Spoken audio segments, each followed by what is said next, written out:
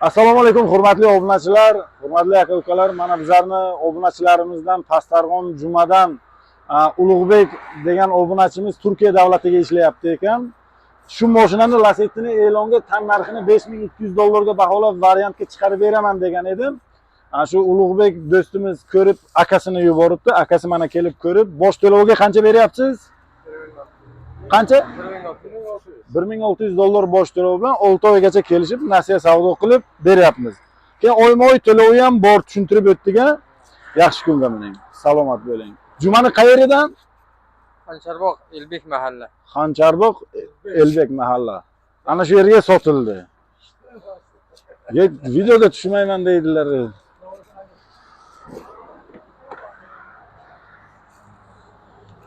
2009-yil.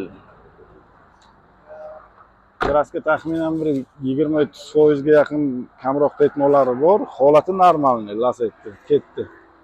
Haydanglar, buni olinglar endi. Buni ham sotamiz, buni ham.